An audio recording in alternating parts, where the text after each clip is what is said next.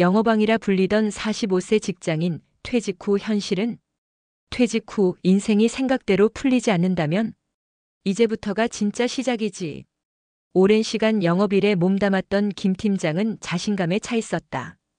고객을 설득하는 능력, 수많은 네트워크, 타고난 친화력. 직장 생활 동안 쌓아온 무기만으로도 퇴직 후의 삶은 걱정 없을 거라고 믿었다. 하지만 퇴직 후 한 달, 두 달. 시간이 흐를수록 예상과는 전혀 다른 현실이 펼쳐졌다. 사람들은 한때 영어방이라 불리던 그의 연락을 피했고 새로운 사업을 시작하려 했지만 생각처럼 쉽지 않았다. 결국 남은 건 불안과 후회뿐이었다. 이런 이야기가 남의 일 같지 않다면 당신도 퇴직 후의 현실을 다시 한번 점검해 봐야 한다. 일단 퇴직하면 어떻게든 되겠지. 라는 생각이 얼마나 위험한지 오늘 우리는 실제 사례 3가지를 통해 퇴직 후의 현실을 이야기해 보려 한다. 1. 인맥은 많았지만 내 편은 없었다. 마이너스 46세 전직 영업부장. 대기업에서 영업부장까지 승진했던 박 씨. 그는 스스로를 인맥부자라고 생각했다. 퇴직 후에도 자신의 인맥을 활용해 얼마든지 사업을 시작할 수 있을 거라 확신했다. 하지만 퇴직 후 그가 마주한 현실은 달랐다. 처음에는 많은 사람들이 축하하며 연락을 주고받았다. 하지만 막상 사업을 시작하고 도움을 요청하니 다들 요즘 바쁘다. 나중에 보자라는 말만 남겼다. 자신이 필요할 땐 친했던 사람들이었지만 이제는 더 이상 자신을 직장인 박 부장으로 보지 않는다는 걸 깨닫게 되었다. 결국 사업은 시작도 못하고 좌절감만 커졌다. 그는 말했다. 퇴직 후에도 도움받을 줄 알았던 사람들? 결국 회사 명함이 없으면 모르는 사람이더라고요. 교훈 인맥은 회사 타이틀이 아닌 나 자신의 관계가 되어야 한다. 퇴직 후에도 이어질 수 있는 진짜 관계를 미리 만들어 놓아야 한다. 2. 퇴직금으로 시작한 사업, 결국 빚만 남았다. 마이너스 48세 전직 보험 영업맨.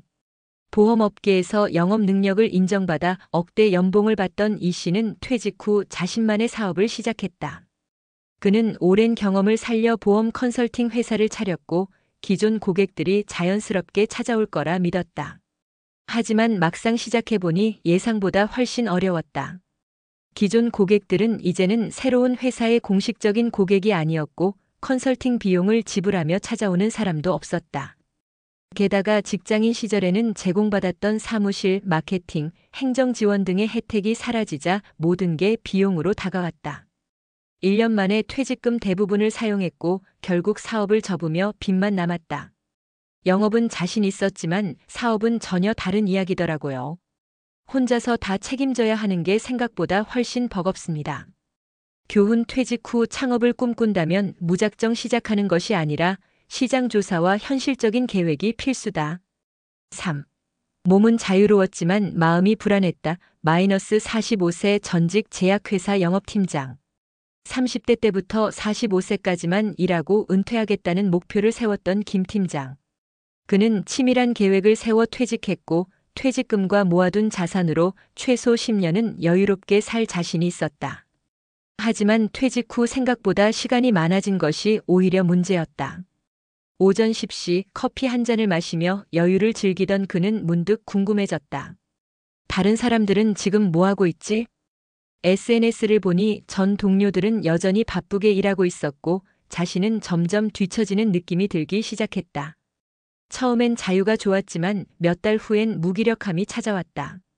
결국 그는 다시 일을 찾기로 했지만 재취업은 생각보다 쉽지 않았다. 퇴직 전에는 일이 많아 힘들었지만 막상 그 일이 내 삶을 지탱해주는 줄은 몰랐죠. 교훈 퇴직 후에도 지속적으로 배우고 성장할 수 있는 나만의 루틴과 목표가 필요하다. 단순한 경제적 준비뿐만 아니라 심리적 준비도 중요하다. 퇴직 후 무엇을 준비해야 할까? 많은 사람들이 퇴직을 자유로 생각하지만 준비 없이 맞이한 퇴직은 오히려 불안이 될 가능성이 크다. 퇴직 후에도 유지될 인간관계를 만들어라.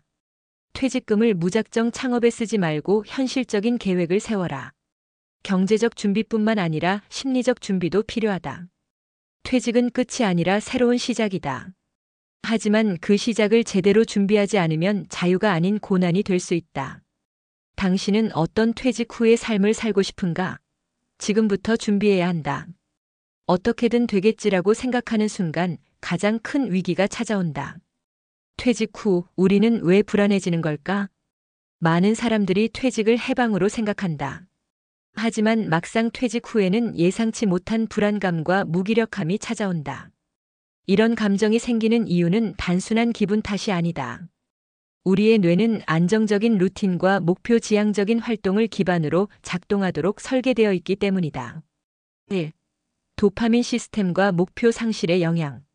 우리의 뇌는 목표를 설정하고 그것을 성취할 때 도파민 행복과 동기부여를 담당하는 신경 전달 물질을 분비한다.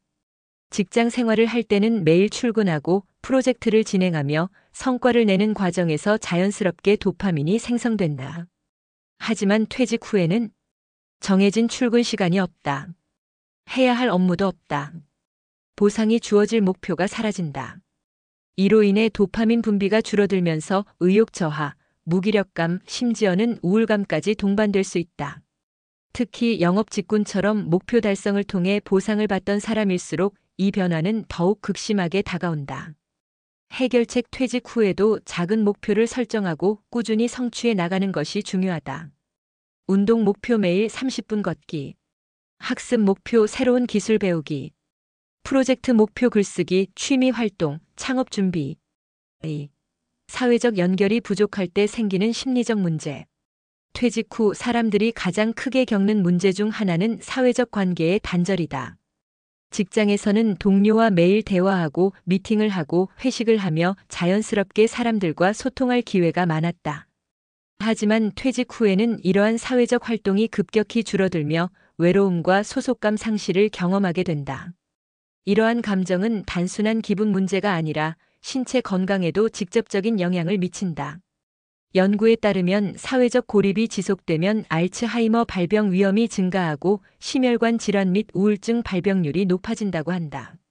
심지어 외로움은 하루에 담배 15개비를 피우는 것만큼 건강에 해롭다는 연구 결과도 있다.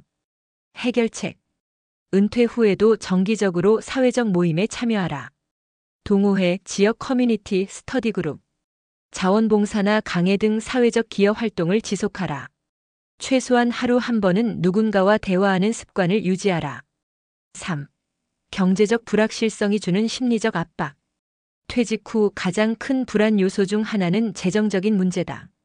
현실적으로 퇴직금과 연금만으로 평생을 살아가기란 쉽지 않다. 게다가 예상하지 못한 의료비나 생활비 증가로 인해 경제적 불안감은 더욱 커질 수 있다. 특히 은퇴 후 사업에 뛰어든 사람들이 겪는 공통적인 실수는 사업의 수익성을 과대평가하는 것이다. 퇴직금으로 카페 하나 차리면 되겠지. 내가 영업은 잘하니까 고객은 알아서 올 거야. 하지만 실제 통계를 보면 퇴직 후 3년 내 창업자의 70%가 폐업하는 것이 현실이다. 사업은 단순한 영업 능력만으로 되는 것이 아니라 시장 조사, 자본 관리, 지속 가능한 수익 모델이 모두 필요하다. 해결책.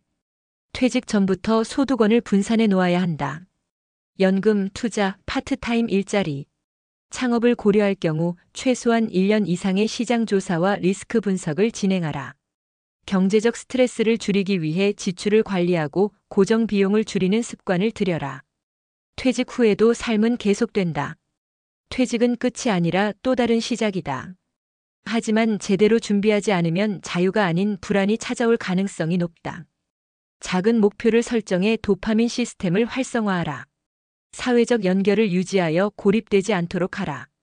경제적 불확실성을 대비해 다각적인 소득원을 구축하라. 지금 당장은 퇴직 후의 삶이 멀게 느껴질 수도 있다. 하지만 하루라도 빨리 준비하는 것이 행복한 은퇴 생활을 만드는 첫걸음이다. 당신은 퇴직 후 어떤 삶을 살고 싶은가? 지금부터 준비하자.